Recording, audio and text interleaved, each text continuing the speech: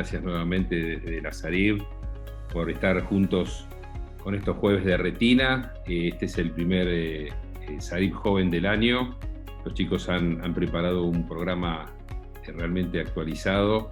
Como siempre decimos, no por ser jóvenes no tienen experiencia, y creo que vamos a compartir una hora de videos y discusión de alto calibre. Así que bueno, felicitaciones como siempre, y los dejo en manos de José López Roca y Marcelo Burstin, que van a coordinar esta sesión. Muchas gracias y bienvenidos, y bienvenidos por supuesto a la doctora Agustina Adanilla de México, que nos va también a mostrar su experiencia. Muchas gracias. Gracias, Andrés. Muy buenas tardes a todos. Es un placer estar aquí nuevamente en esta edición, esta primera edición 2021 de SARIB Joven. En esta oportunidad lo que vamos a hacer es tener un ateneo más que nada quirúrgico. Como decía Andrés recién, hablar de lo que es la facovitrectomía, una técnica muy común hoy en día en nuestro medio y que cada vez se está indicando más. Y bueno, por suerte tenemos la participación especial de la doctora Silvana Pellice, que es una médica oftalmóloga que se formó en retina clínica en el Jules I. Stein Institute en Los Ángeles, y actualmente trabaja en el Instituto Oftalmos como retinóloga, y con la presencia del doctor Marcos Mendaro, que él es fellow de retina del Hospital de Clínicas, y bueno, obviamente todo el panel de SARIB Joven que nos va a acompañar en esta jornada.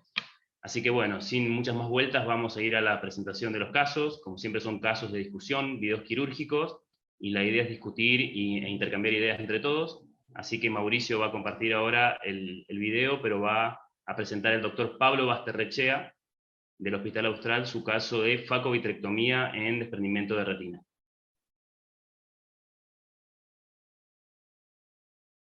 Desmuteate, Pablo, bueno, si querés. Buenas tardes. Yo soy, como presentaron, Pablo Basterrechea, soy residente de cuarto año del Hospital Austral. Y les voy a presentar, en principio, un caso de un desprendimiento de retina en el cual se realizó una facovitrectomía, y después vamos a hacer algunas consideraciones teóricas del tema. Bien, se trataba de un paciente masculino de 62 años con un desprendimiento de retina, mácula off en el ojo izquierdo. Bien, realizamos en primer término las paracentesis, luego se decide realizar una incisión esclerocorneal que, como vemos, con el crecen se produce una entrada ligeramente prematura en la cámara anterior, se culmina con un cuchillete de 2,8, y al realizar la capsulorhexis empezamos a notar el prolapso del iris, se reduce la presión en la cámara anterior extrayendo viscoelástico para luego reponer el iris, y se decide suturar esa incisión para realizar en una localización adyacente una incisión corneal. Se vuelve a colocar viscoelástico y se continuó con la realización de la capsulorhexis, que se terminó de forma circular y continua.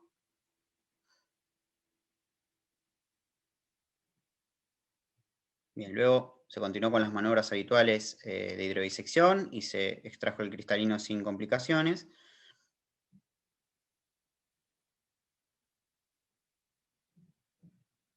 Se trataba de un cristalino con opacidad leve.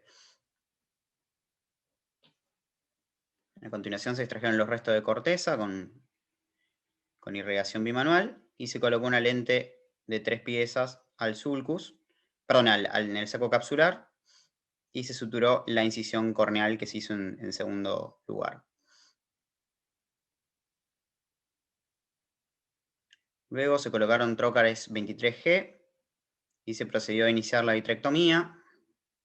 Como vemos, se trataba de un desprendimiento de retina superior con un desgarro en hora 1. Se realiza primero una aspiración de parte del fluido para planchar la bolsa del desprendimiento, vitrectomía central, luego con indentación se extrajo el vítreo periférico, luego una vitrectomía cuidadosa, la zona periférica al desgarro, que ahí lo vemos claramente, en hora 1.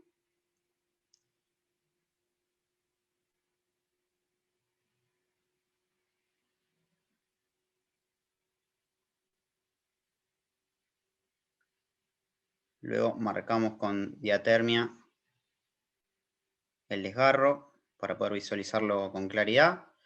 Se coloca perfluorocarbono hasta el nivel del hole.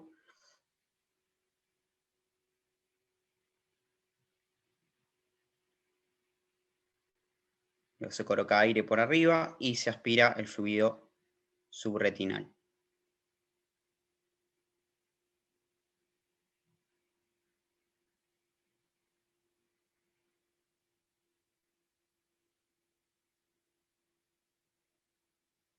Bien, ya para ir culminando, se realiza la extracción del perfluorocarbono para hacer a continuación, bajo aire, la fotocoagulación del desgarro.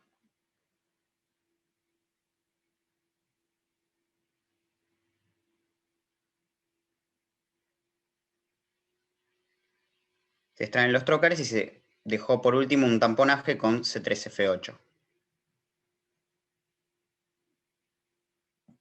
Bien.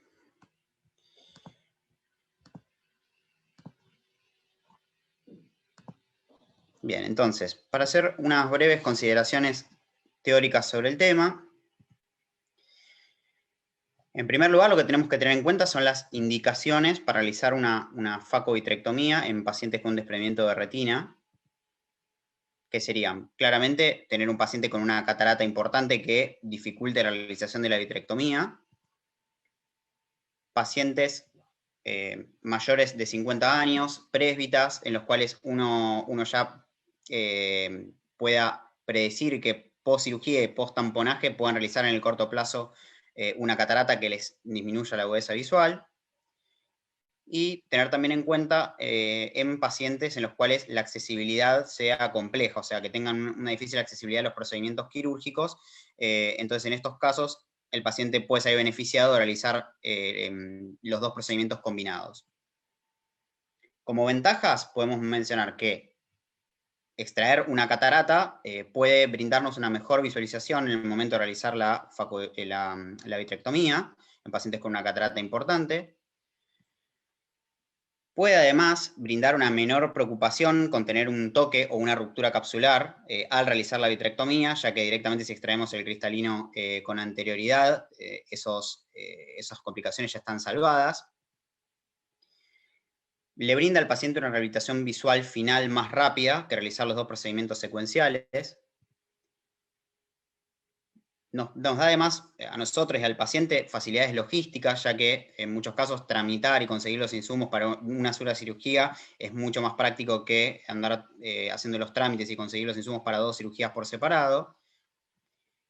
Y por último, también debemos saber que realizar una faco con vitrio presente dentro del ojo es mucho más sencillo que realizar una faco post-vitrectomía, con las fluctuaciones de cámara que esto implica, y bueno, toda la alteración de la fluídica que tiene un ojo ya vitrectomizado. Como desventajas, debemos mencionar que el cirujano debe tener una efectividad importante en la realización de cirugía de catarata, sobre todo cuando son pacientes que han tenido traumas o cristalinos opacos en pacientes con debilidad celular, por ejemplo. O sea, es importante que el cirujano tenga experiencia en realizar facomulsificación, ya que de la correcta realización de la misma depende también el éxito de la vitrectomía. También tener en cuenta que el borde de la lente intraocular puede afectar la visión, ¿sí? Entonces, eso también debe ser considerado, y una opción en estos casos puede ser colocar la lente al final, luego de realizar la vitrectomía, o sea, hacer la faco, dejar al paciente sin la lente colocada, hacer la vitrectomía, y luego al final colocar la lente en el vago donde sea conveniente. Y por último también la dificultad en el cálculo de la lente, ¿sí? Sobre todo en pacientes con desprendimientos de retina mácula off. En nuestro caso se realizó un cálculo con un biómetro que tenemos en el hospital, con el Pentacama XL, se constató también la medida del ojo contralateral, que eran medidas similares, y se calculó una lente con un resultado refractivo muy favorable. La verdad es que el paciente quedó con una refracción de más 0,25, menos 0,50, con lo cual el outcome refractivo fue muy bueno. Algunos detalles técnicos, bueno, tener en cuenta que lo más adecuado, lo ideal, mejor dicho, sería colocar los trócares al principio del procedimiento y utilizar trócares valvulados o tapones, ya que lo ideal es colocar trócares en un ojo que está con tono, o sea, con tono y cerrado. Pero bueno, en el caso de no estar seguros de la fiabilidad de los trócares, podemos, como en este caso, esperar a terminar la vitrectomía, perdón, la facomulsificación y colocar los trócares una vez ya realizado esto. Tener en cuenta también al realizar la capsulorhexis, que puede ser conveniente en ojos en los cuales ya uno tiene en cuenta utilizar tamponaje con gas, realizar una capsulorhexis ligeramente más pequeña de lo habitual, como para evitar tener una subluxación de la lente hacia anterior, que puede ocurrir una vez colocado el gas por la tensión que nos va a provocar.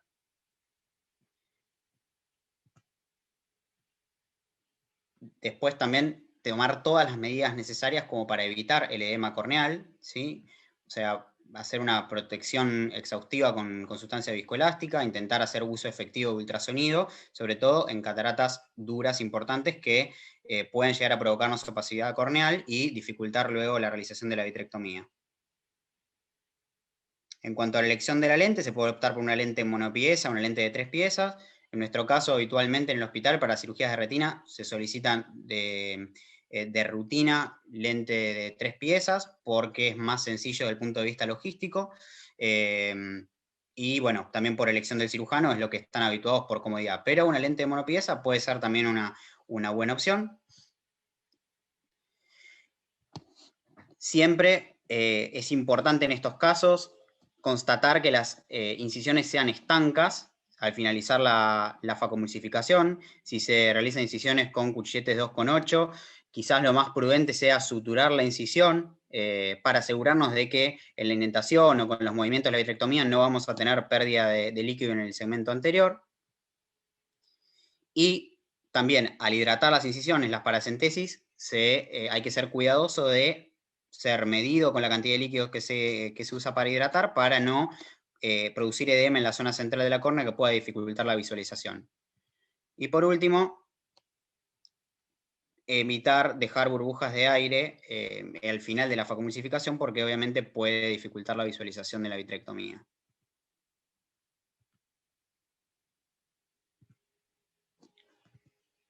Para hablar brevemente de resultados, tenemos un estudio que salió publicado este mes en la revista Retina. Es un estudio en Canadá, retrospectivo, en el cual se estudiaron 302 ojos con desprendimiento de retina regmatógeno.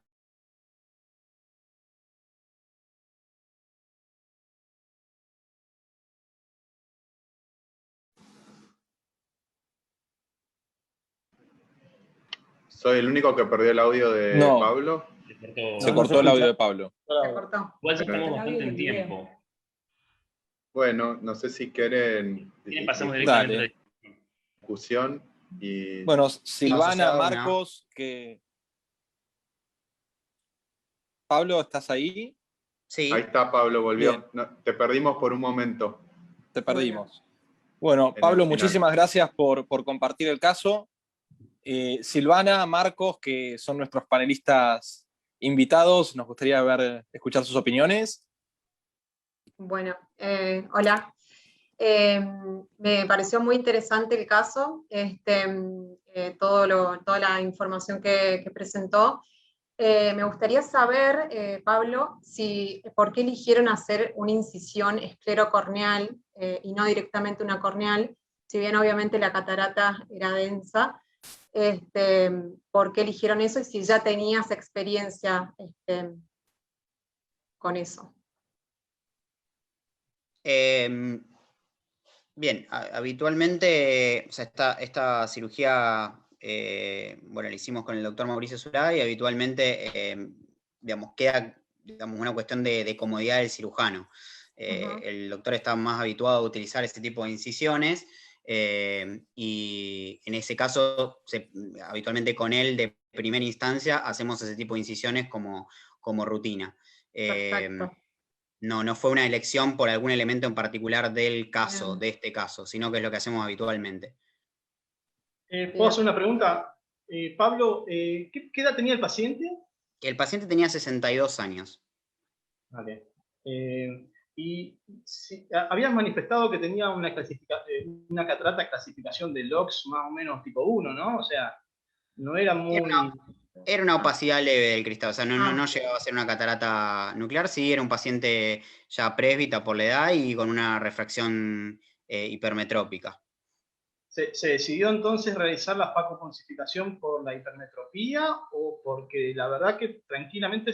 A ver, vamos a poner como discusión, o sea, tranquilamente se pudo haber hecho una vitrectomía y solamente porque era una lesión superior y también se pudo utilizar un gas de menor duración de SP6 que cubre bastante bien la parte superior y quizás evitamos, a ver, la vitrectomía si bien en un 75% al año producen cataratas y a los 2 años casi el 100%, producen cataratas, pero no, a veces pasa de un estadio 1 a 1-2. A un estadio 2 no es que hace una catarata que sea totalmente nuclear o que sea muy avanzada como para poder operarlo. Entonces, tranquilamente hay pacientes que se les realiza vitrectomía y las cataratas no se les forman tanto y pueden estar mucho tiempo con el cristalino claro, porque digamos que un N1 no es tanto, o sea, y es común para la edad, ¿no? Por eso pregunto más que nada si era un poco para resolver la hipermetropía o por otra cuestión. Ahí, Álvaro, me meto porque el que decidió que iba para Faco Vitre fui yo. Y la verdad es que es verdad lo que vos decís, podríamos haber hecho solo la Vitre, totalmente de acuerdo. A los pacientes, para mí, les gusta operarse una vez sola y terminar con el problema. Sí. Y a los 62, con una... O sea, era un cristalino que veía 10 décimas con corrección, pero que no era negro, era un poquito verdecito, digamos. Y con el gas, a los 62, bueno, en un año te acepto que te dura, o 2 como mucho, pero mucho más no te tira. Y no sé, para mí ya está, o sea, le das el alta y se acabó el problema, ¿entendés?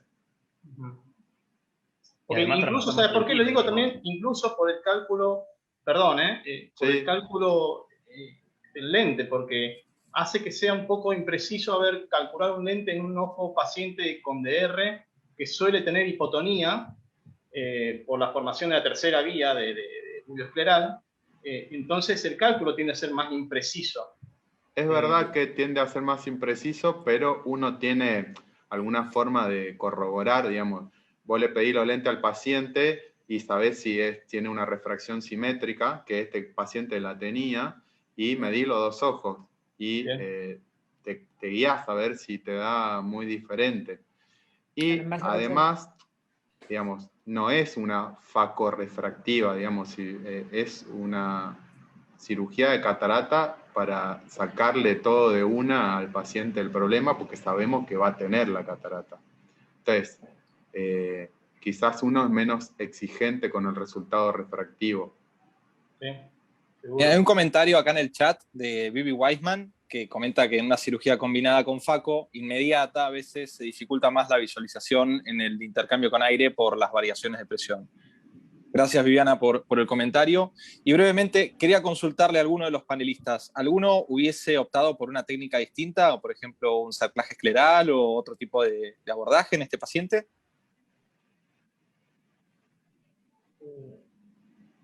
No, Marcos, sí, dale, Marcos. No, iba a decir que me parece que estuvo correctamente la elección de la técnica, que está bien una vitrectomía, sobre todo por la edad del paciente y el tipo de desprendimiento de retina. Nada más que eso. Yo quizá entraría en duda si hacerle la FACO o no, y si no hacerle la vitrectomía sola. Esa sería una duda, habría que ver el tema de cuánto la catarata influye como para sacarla.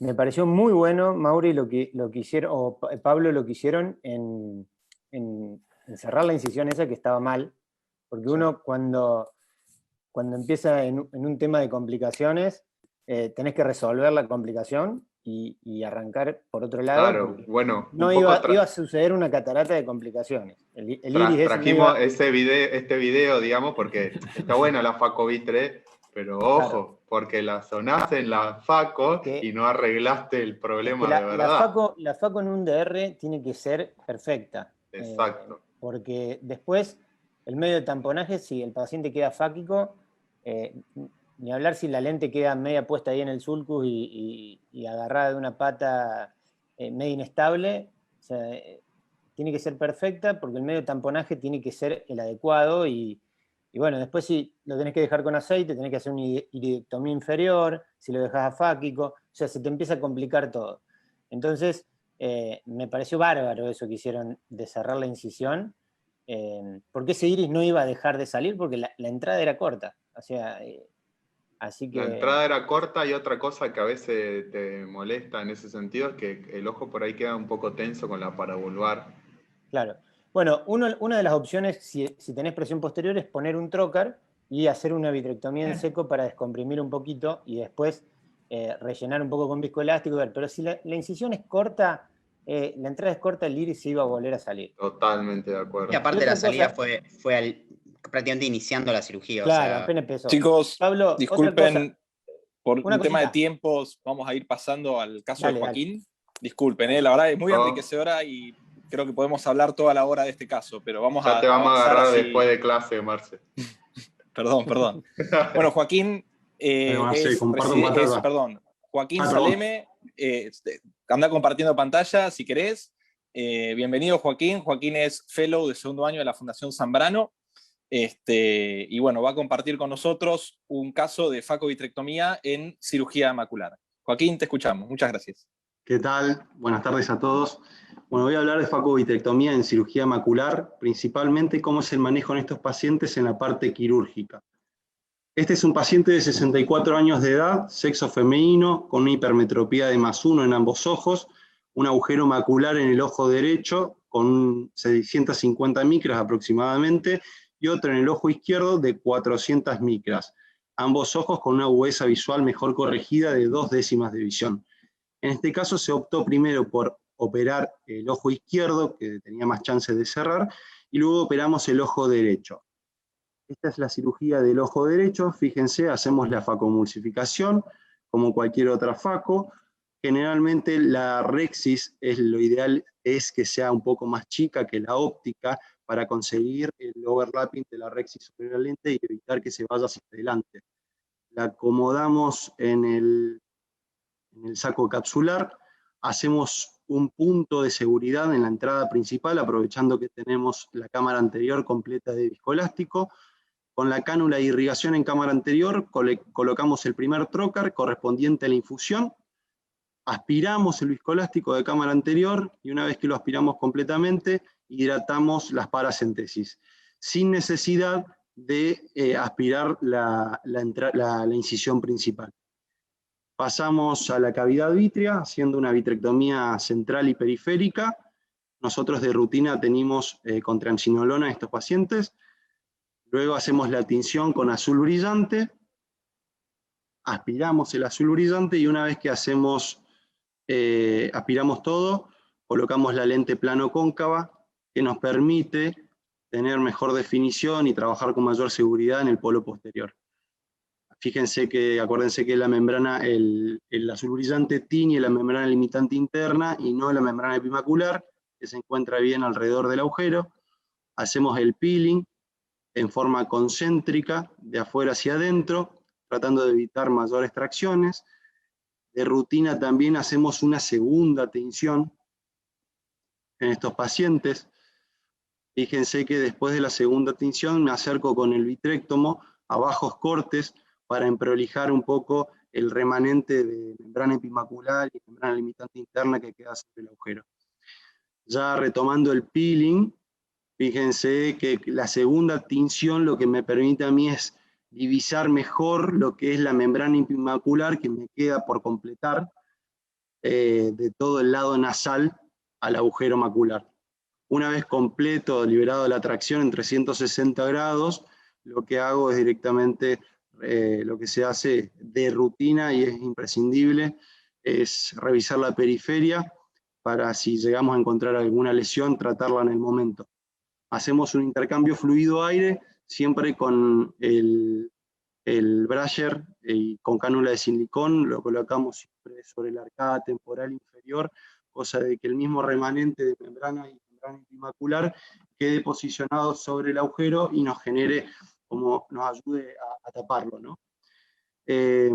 A mí me gusta suturar las esclerotomías y, bueno, en este caso pusimos gas, obviamente, SF6 al 20%.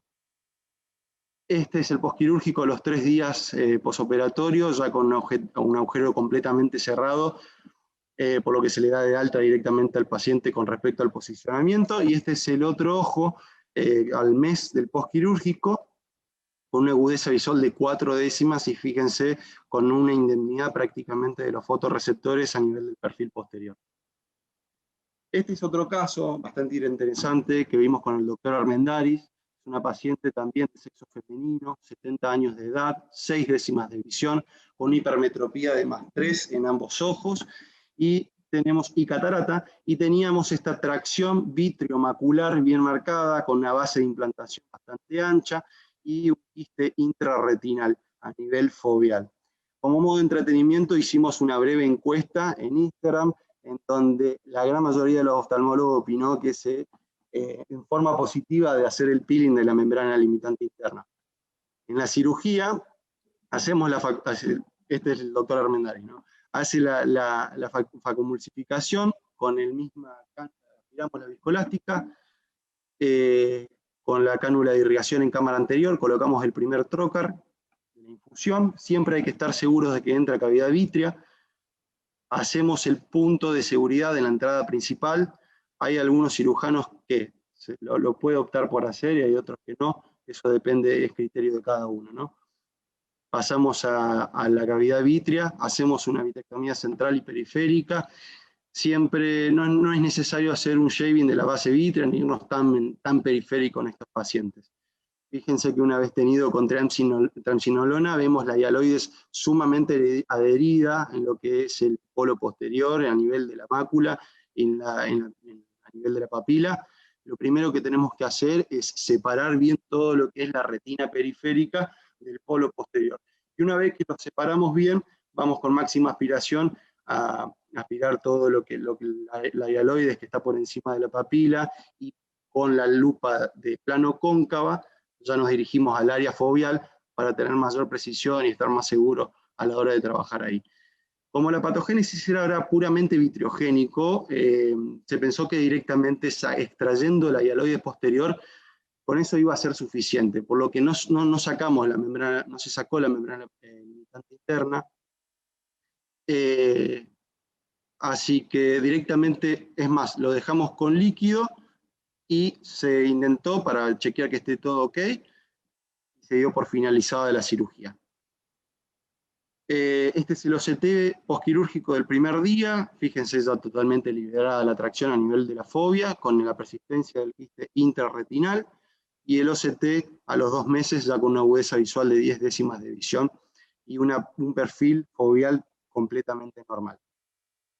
Este es un bonus track que traje, este es el doctor Castro Feijó, haciendo una cirugía combinada. A veces cuando hacemos, ya lo habían nombrado anteriormente, que hacemos una cirugía, en estos casos, cuando colocamos la anestesia paravulvar, a veces genera cierta presión posterior y nos dificulta a la hora de hacer el primer procedimiento, por lo que podemos optar en cualquiera de los pasos de colocar un trocar, obviamente el que va a corresponder a la infusión primeramente, y así liberarnos un poquito de la presión posterior y poder trabajar de forma más segura y más cómoda. Otra forma del tema de las incisiones es hidratándolas, siempre respetando el plano del iris, no excediéndonos para que no nos dificulte a la hora de hacer la vitrectomía posterior. Otra de las formas o variables que podemos tener a la hora de culminar una cirugía es no suturando en este tipo de cirugía combinada, ¿sí? Generando un autosellado de las esclerotomías. Nosotros en la fundación usamos 23G, trócares valvulados, pero a veces es con calibres menores es mucho más factible, más fácil. Y en caso de cirugías combinadas en donde tengamos que poner alguna lente que necesitamos corregir el astigmatismo, lo que podemos hacer, lo que hacemos en realidad es marcar primeramente dónde va a ir la lente posicionada, y una vez colocada, la colocamos prácticamente entre 5 grados a 8 grados por detrás del posicionamiento que debería quedar al final de la cirugía. Luego trabajamos en lo que tenemos que trabajar en la parte posterior. En este caso tenía una membrana bastante importante. Hacemos lo que tengamos que hacer, y una vez que terminamos con la vitrectomía y todo el peeling de la membrana, etc., vamos hacia adelante, sacamos el punto de seguridad para que no genere mayor astigmatismo, suturamos las esclerotomías, y al final de todo, ya con la irrigación y aspiración, ponemos en su lugar, en el lugar que corresponde, la lente intraocular. ¿Cuáles son las desventajas de una cirugía combinada? Bueno, que hablamos de una cirugía más prolongada, es una cirugía más exigente que requiere el conocimiento tanto de la parte anterior como de la parte posterior del cirujano. Son ojos que presentan un poquito más de inflamación, nada que no pueda manejarse con esteroides tópicos, y hay que tener cuidado con la miosis intraoperatoria al momento del trabajo en el área macular. Como ventajas, nos permite minimizar costos económicos, aproximadamente del 20 al 30%, nos permite una rehabilitación visual rápida, da una mejor visualización en el trabajo cuando trabajamos en el área macular, y evitamos el reingreso del paciente a quirófano, sabiendo, como dijeron anteriormente, que entre el 50 al 80, 90% prácticamente de todos los pacientes que se someten a la primera vitrectomía terminan formando cataratas en el lapso de año y medio, 2. Entonces, como discusión, me pareció interesante el caso del doctor Armendáriz, y preguntarle al panel qué hubiesen planteado, si hubiesen planteado una cirugía combinada o no, si de ser positivo, hacer o no el peeling de la membrana limitante interna, y qué medio de tamponaje hubiesen utilizado. Gracias. Muy bueno, Joaquín. Muy buena la presentación, muy buenos los videos, lindos casos, da para mucha discusión, obviamente. Y quería aprovechar para darle pie al doctor Marcos Mendaro, medio con estas preguntas que vos hiciste al final, a ver cuál es su opinión respecto a estos casos, cómo es su approach en este tipo de cirugías, qué técnica prefiere, cómo los encararía, y si tiene alguna pregunta para vos. Marcos.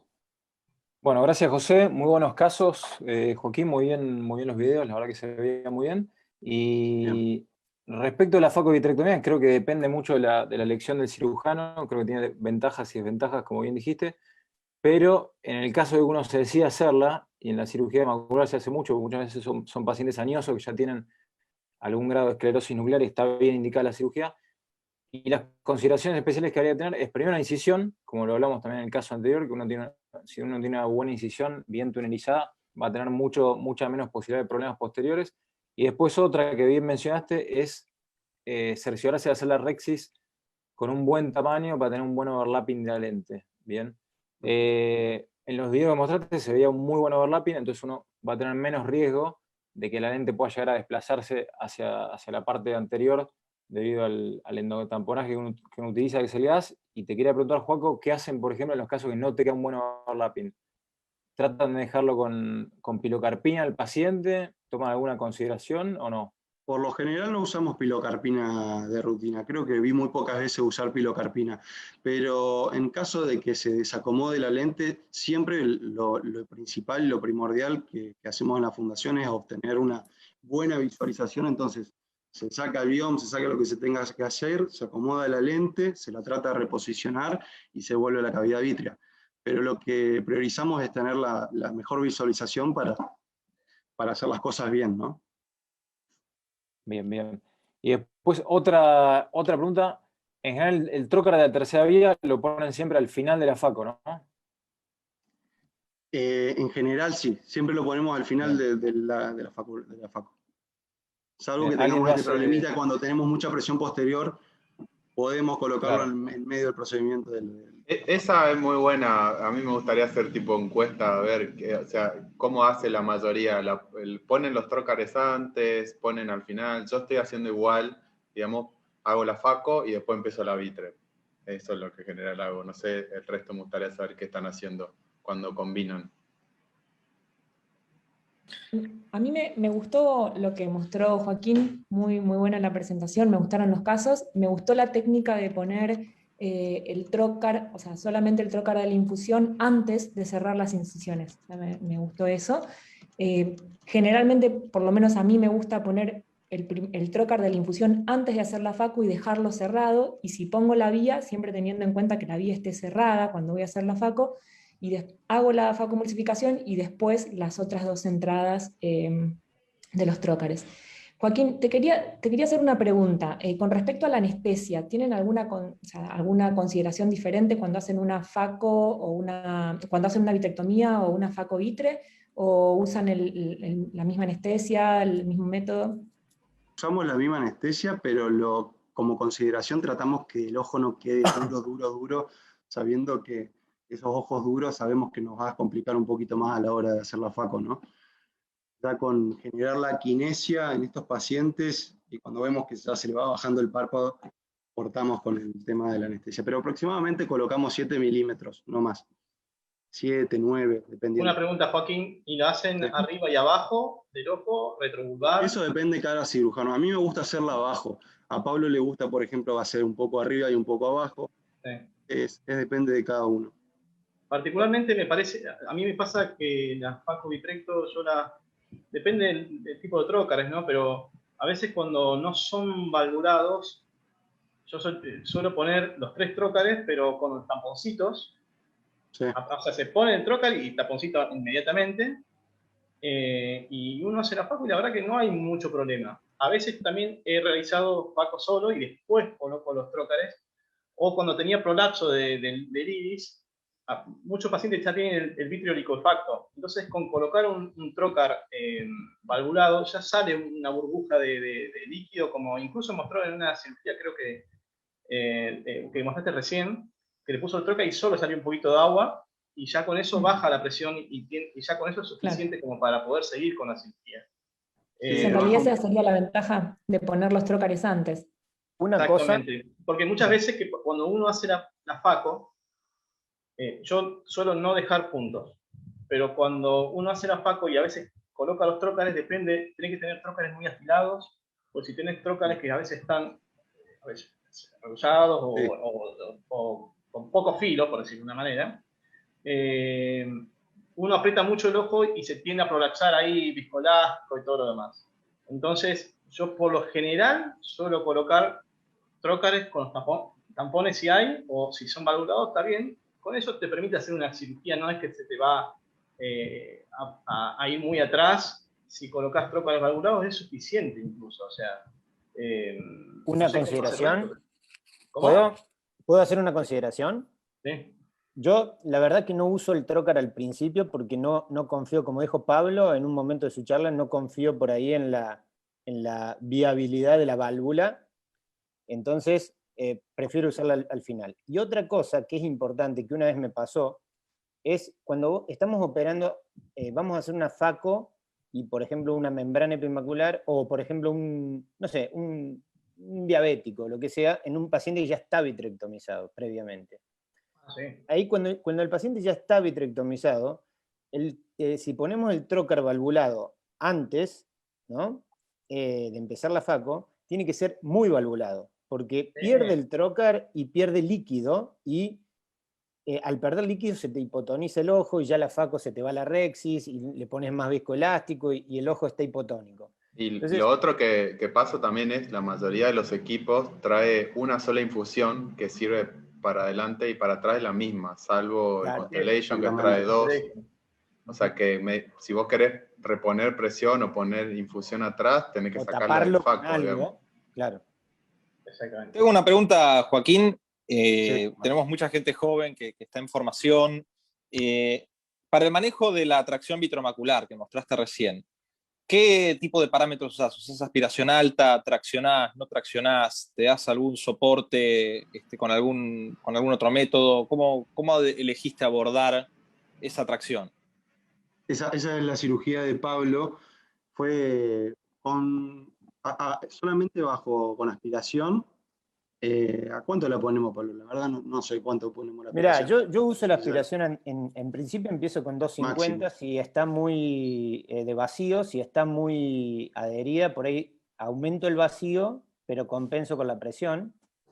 Te permite el aparato hacer eso. Y otra cosa que hago es, cuando yo veo que 3 veces o 4 veces no me viene con el biom, me voy directamente con la lente directa y tengo mucha más visualización y mejor control, y voy buscando el plano, y cuando encuentro el plano me quedo ahí para que se meta vítreo, la hialoide, que se meta ahí el vitrectomo, y ahí empiezo a levantarla.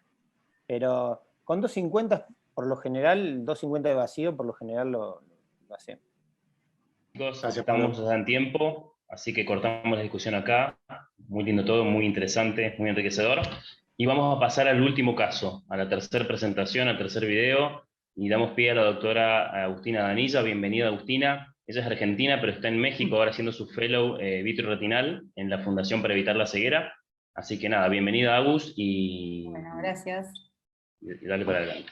Bueno, muchísimas gracias por la invitación. Vamos a meterle ritmo porque estamos medio en tiempo, me parece. Bueno, les voy a presentar un video de facovitrectomía en un paciente con desprendimiento de retina traccional con técnica bimanual. Les presento rápido el caso. Se trata de una paciente femenina de 58 años de edad, que es diabética tipo 2 hace 25 años, a su vez es hipertensa, y consultó en diciembre del 2020 con baja visual en ambos ojos desde mayo del año pasado. En ese momento tenía una visión de 20/800 en ambos ojos, y se constató en el fondo de ojos un hemovitreo grado 1 más tracciones en el ojo derecho y en el ojo izquierdo grado 3-4. Se le solicitó una ecografía y preoperatorios para planificar entonces cirugía en ambos ojos. Esta es la ecografía del ojo izquierdo, que es el que yo le hice la cirugía. Como podemos ver, se reporta una hialoide desengrosada con hemorragias subhialoideas, con presencia de múltiples tracciones y desprendimiento comprometiendo el polo posterior y los 4 cuadrantes. Acá les voy a mostrar la foto del optos de su ojo izquierdo, donde podemos ver que sí es muy difícil valorar qué es lo que está ocurriendo acá. Se ven múltiples tracciones, y este ojo en este momento ya estaba en movimiento de manos. Así que vamos a pasar a mostrar directamente la cirugía. Se decide una cirugía de facovitrectomía combinada, y se decide técnica bimanual desde el inicio, dado la complejidad. Como ven, yo pongo los trócares al principio muchas veces, son 25G y valvulados. Siempre tiño para todas las faco de retina, porque tenemos mal reflejo rojo, para intentar ver bien la rexis. Trato de no hacer las incisiones tan cortas justamente para evitar el prolapso del iris. Entro con quistítomo para empezar, y luego hago la capsulorexis intentando que me quede un tamaño mediano, no tan grande, justamente para que cuando estemos en el intercambio no tengamos problemas con la subluxación del lente. A veces cuando las cataratas son un poco más duras, sí hay que hacerlas un poquito más grandes para también evitar complicaciones. Intentando, bueno, que rote bien, hacer todos los pasos lo más ordenados posible. A mí me gusta hacer surco, generalmente para empezar, para que esté más prolijo. Como ven, empezamos a hacer la vitrectomía. Muy importante hacer lo que nosotros acá le llamamos la hialoidectomía 360 grados, previo a la disección de laminación y segmentación de las membranas, especialmente en estos desprendimientos tan complejos. Decidimos hacer cirugía bimanual. Justo, bueno, no mostré cómo pongo el candelabro, pero está el chandelier puesto en M de las 12, y en principio empecé con vitrector y luz. Vamos a ver que acá hay mejor iluminación, y empezamos con la segmentación de las membranas, donde podemos encontrar esos pequeños puentecitos.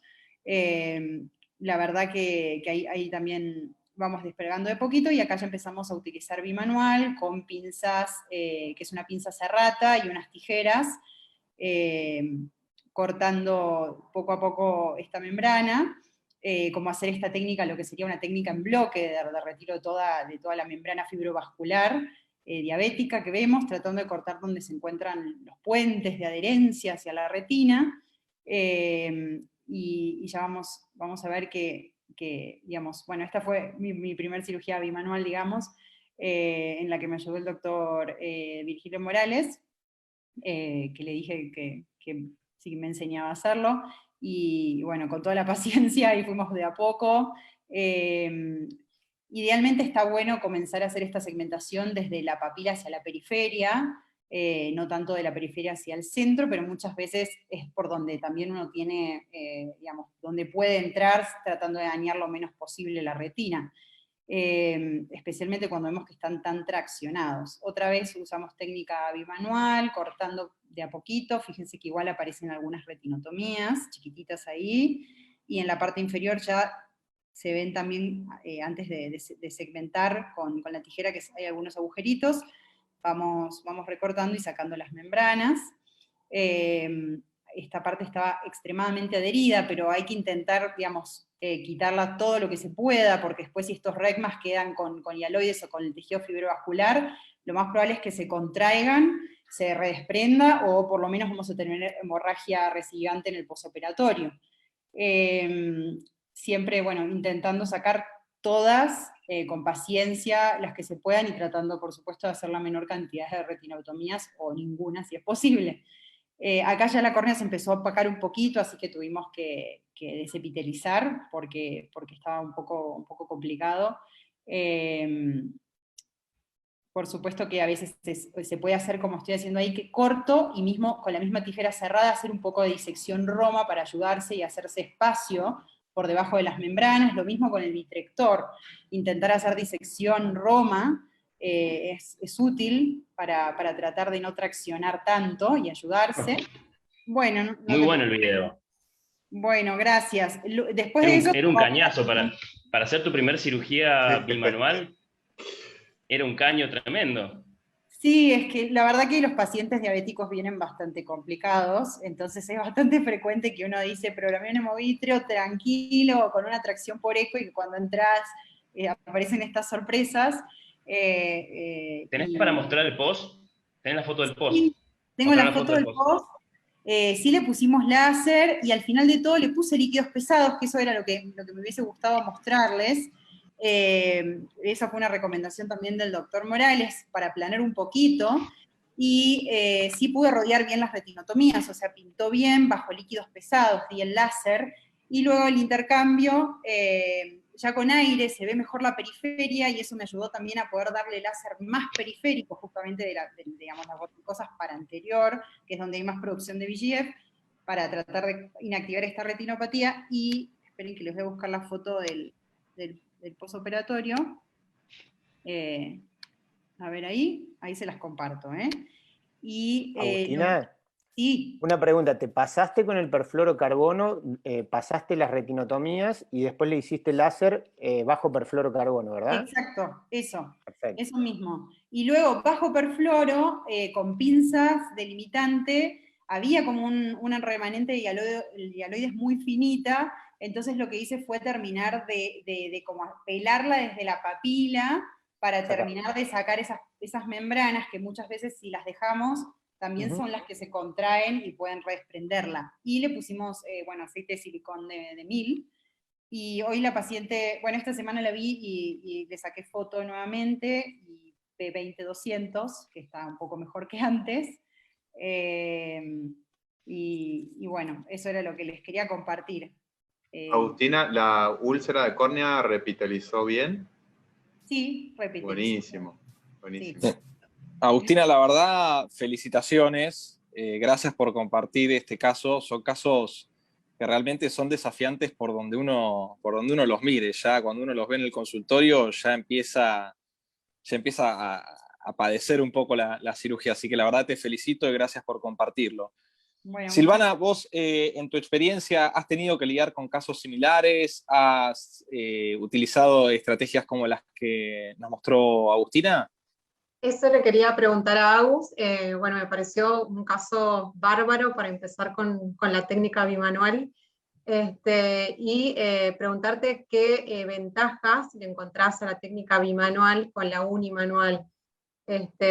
Sabemos que el calibre 25G no genera, digamos, tanta presión como los de 27G, y en estos casos con más complicaciones ayuda, y bueno, es mejor. Sí, Por supuesto que obviamente, bueno, fue la primera que usé las dos cosas. Uno cuando lo ve se da cuenta que podría por ahí retomar las membranas desde más abajo, disecar un poquito de más abajo, pero bueno, son cositas que uno se va dando cuenta a medida que se ve y que pasa el tiempo y que va haciendo más cirugías. Creo que si uno lo aprende a manejar es una herramienta muy buena. Creo que estos casos habría que plantearlos desde un comienzo con bimanual. Si uno pone el candelabro y ve mejor y no la utiliza, bueno, pero si la requiere es mucho más rápido ya tener el candelabro puesto y poder intercalar pinzas, serrata. Creo que hace que también uno, si lo aprende a manejar bien, pueda disecar incluso digamos, membranas más grandes, completas, como esa técnica en bloque, y tratando de disminuir también el tiempo de cirugía y la cantidad de posibles retinotomías que puede hacer. Yo creo que es muy útil y esas creo que son las ventajas, como que yo en estos casos pienso que estaría muy bien desde inicio plantearlos con técnica bimanual. A veces uno... Sí. No, perdón. Quisiera saber qué ventajas le ves a hacer la cirugía de facovitrectomía en los pacientes diabéticos, aparte de la visualización. Claro. En realidad, yo creo que si uno puede, o sea, la faco, como estábamos diciendo, en un caso así tiene que ser una faco que salga bien y que vaya todo bien, porque complicarse en la faco, o sea, cuando la terminamos recién estamos por empezar el caso y es muy complejo. En este caso, la verdad que la paciente con 69 años ya tenía cataratas, es diabética, sabemos que con una cirugía larga se le va a opacificar el cristalino, y creo que sí vale la pena de una vez plantear la FACOVIT. He tenido otros casos de pacientes más jóvenes, donde tienen, por ejemplo, de hecho la semana pasada la doctora Gabriela López Caraza me ayudó en un caso que le programamos solo VIT, que tenía un DRT, no tan complejo como este, pero sí con su complejidad, de un paciente joven de 30 y pico de años, que sí tenía sus corticales incipientes, una C1, anteriores y posteriores. Yo no le operé la FACO, porque ese paciente, a ver, digamos, yo el eje visual lo tenía libre, hay que trabajar más bien en el polo posterior. En la infusión le ponemos glucosa al 50% y adrenalina, que eso hace que también el cristalino se mantenga deshidratado durante la cirugía y te favorezca la visualización. Y por ejemplo, en ese caso en particular, que era un paciente joven que tenía la hialuroides muy adherida, que se genera mucha vitreosquisis también y que cuesta como pelarla, preferí, por ejemplo, hacer solo vitrectomía. Yo creo que los diabéticos, en general, y más cuando uno va dominando mejor la técnica con la experiencia y el paso del tiempo, sí estaría bien de inicio plantear la facovitrectomía, porque van a desarrollar catarata antes que un paciente no diabético, pienso. Entonces, si es un incipiente muy chiquitita, así como que puedo ver bien, pongo glucosa en la solución y trato de dejarle su cristalino si es joven. Ya cuando tiene más de 50 años o 40 y pico, tienen cataratas de 2 cruces, trato de ya hacerle combinado. No sé si está bien lo que digo. O sea, si sí, no, porque yo en verdad creo que lo bueno que tiene, aparte de la visualización, me parece que se ve re bien con las cataratas. Para mí, yo soy de operar mucho facovitrecto, me encanta las pacientes de retinopatía diabética. El tema es que muchas veces estos pacientes tienen mucho sangrado en el vitrio anterior. Y a veces, incluso, pacientes que tienen hemovitrio solo, sin desprendimiento de retina, ese remanente de vitrio anterior, si es fáquico, cuesta quitarlo, y es motivo incluso de resangrados de un postquirúrgico. O sea, bueno, eso que decís es algo que me olvidé de decir, pero es un punto importante. Cuando son hemovitrios, trato de hacer facovitrecto de una. Porque es como vos decís, muchas veces tienen hemovitrios de larga evolución, larga data, y está muy impregnada la base, no podés rasurar bien porque estás muy cerca del cristalino.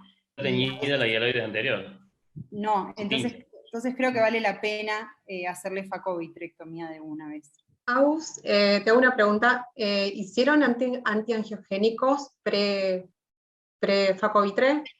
Nosotros en general a casi todos los pacientes les ponemos antiangiogénico previo a la cirugía, Buenísimo. hasta 3 días antes aproximadamente. Sí. Perfecto. Y otra pregunta, ¿por qué no tiñeron con triamcinolona el vitrio? O sea, si fue una... la decisión, no sé, quizás... En realidad, como ya sabemos que está todo pegado por todos lados, o sea, quizás no lo hicimos porque ya sabíamos que estaba, o sea, que había que tratar de sacarlo de membranas, y al final sí fue un consejo de Virgilio que me dijo, cuando estés bajo líquido pesados, trata de con la pinza ya sacar como desde la papilaria a la bebé, que el líquido pesado te haga como de contrapalanca y poder pelarla bien. Y no teníamos porque creo que, no sé, bueno, ahí se conectó Virgilio. A ver, me pareció muy... Perdón, estoy totalmente de invitado, y es que Agus me dijo que iba a presentar, y gracias por dejarme participar un poquito. Yo nada más quiero comentar, me encanta estar escuchando todo esto de ustedes, porque son las generaciones que están saliendo, y bueno, veo que Andrés está por ahí. Ya lo vi. Somos los viejos, ¿no, Andrés? Entonces, sí. Pues hay muchas cosas que uno puede comentar, y la verdad, me gustan mucho sus criterios. Estamos en el mismo canal, y yo nada más quiero comentar algo. A ver, primero, claro, cuando haces facovitrectomía, la faco tiene que ser perfecta, como ya dijeron, pero somos retinólogos, y desde mi punto de vista, no se preocupen. Si no sale perfecta la faco, no importa, el paciente tiene un gran problema atrás. Eventualmente a lo mejor le vas a suturar un lente, etcétera, no pasa nada. Yo soy de la idea, como dijo ahorita Agus, de que si el cristalino está transparente, digo, no hablando de un señor de 80 años, prefiero no meterme en el segmento anterior, y conste que ahora a Agus le consta que yo no hacía facos, y ahora en la pandemia dije, bueno, voy a divertirme con algo, porque pues no operaba mucho, más bien iba yo a enseñarles o a ayudarles. Y me metí a la faco, y entonces estoy haciendo facos para entretenerme y hacer algo diferente en la vida, ¿no? Y ahí voy en mi curva de aprendizaje, a estas alturas del partido, aprendiendo a hacer facos, imagínate. Pero bueno, pues hay que hacer cosas diferentes. Espero no hacer algún día una blefaroplastía o una cosa de esas, ¿no? Pero la otra cosa que decía Agus es, bueno, y tú, Silvana, estabas opinando de triamcinolona. Yo siempre he tenido la idea de que en un paciente diabético o tienes sangre o tienes membranas muy visibles. Entonces la triamcinolona como que no necesito usarla porque veo lo que voy a cortar. A diferencia de un agujero macular, por ejemplo, que necesito con una máquina Venturi ver dónde está la hialoides y si la estoy quitando bien. Entonces por eso no soy muy partidario de poner triamcinolona. Otro detalle de la cirugía de Agus, que bueno, ahí vieron, claro, lo presentó muy bonito, y todos lo vimos, hay algunos agujeros ahí que se hacen en la cirugía. De hecho, a ratos yo le decía, a ver, Agus, dame chance, yo quiero hacer un poquito, y algún agujero de esos lo hice yo en ese paciente. Pero queremos evitar hacer agujeros, por supuesto, pero muchas veces en una retina tan delgada van a pasar. Lo importante es, como dijo Agus, liberar todo lo que esté en ese agujero que hagamos, que no quede nada de tracción, porque ahí es donde tenemos problemas postoperatorios. Y otro detallito, por ejemplo, que yo le dije a Agus es, muchas veces yo veo que los fellows, los becarios, quieren usar la pinza ILM para todo. Para mí la ILM sirve, por eso se llama ILM, porque es para limitante interna. La Serrata y la Max Grip, por ejemplo, de Alcon, tienen unas platinas grandes que para membranas funcionan mucho mejor. La ILM tiene unas platinas chiquititas en la punta, y lo demás no sirve para nada. Entonces, por eso, cuando hagan esto, váyanse con una pinza que tenga platinas grandes y tengas mucho más tejido que tomar. Y he oído mucha gente que dice, no, yo mis tijeras ya las tiré, ya no me sirven. No, la cirugía manual la puedes hacer con lo que sea, y las tijeras para mí son muy buenas. Es un gran elemento porque te ayuda a irte rápido, como lo hizo Agus, que la felicito porque era un caso bien difícil. Y aparte me dijo, es que, bueno, yo le dije, oye, hay que operar con bimanual. Y entonces ya hizo este caso. Yo le ayudé a hacer alguna que otra retinotomía, pero la felicito porque quedó muy bien el caso. Y los felicito a todos ustedes, buenísimos casos y muy buena discusión. Y Leo, ante todo te felicitamos a vos porque si este es el primer caso de Agus, yo me quiero imaginar el segundo, ¿no? Muy bien. Así no, que... ya no estoy con ella, porque el segundo caso se fue a Tisis y entonces ya la dejé sola. No es cierto. Bueno, chicos, la verdad que muy bien, felicitaciones. Yo creo que el primer caso, volvemos un poquito a lo que se habló antes, digamos, nosotros los más viejos y que tenemos manejo del explante, respetamos mucho el cristalino y respetamos mucho entrar al ojo, ¿no? Como yo digo, si yo tengo ese desprendimiento de retina, tal vez buscaría a alguno de los añosos que me ponga un explante antes de hacer una vitrectomía, ¿no?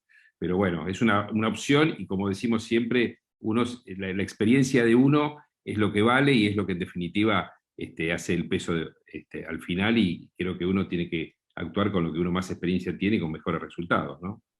Pero bueno, la realidad es que el cristalino, creo que yo opino muy parecido o igual que Virgilio, y que muchos de ustedes lo tratamos de respetar al máximo, ¿no? Si uno puede ver, y sobre todo en procesos donde tenemos esta anomalía isquémica como el diabético, donde realmente se complejiza. Entonces, si uno realmente ve, y uno ve que puede trabajar bien, realmente tratamos de respetarlo, ¿no? O sea, que realmente no decimos que no lo sacamos cuando se justifique, cuando la visualización no es buena, ¿no?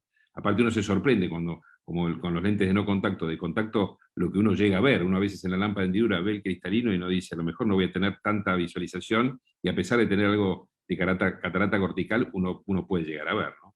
Y otra cosa, Andrés, que no nos olvidemos que los diabéticos tienen mucha patología en el iris, entonces en la FACO muchas veces terminás con una miosis y la visualización es peor que antes. Sí, por eso es fundamental que uno a veces no pase ese detalle. Está muy bien lo que decís, Pablo, porque hay que ver siempre, como decimos, descartar la neovascularización, ¿no? Que muchas veces estos ojos la tienen, ¿no? Y uno a veces está, entre comillas, apurado por entrar al ojo para tratar de solucionar el problema, se pasa ese detalle, ¿no?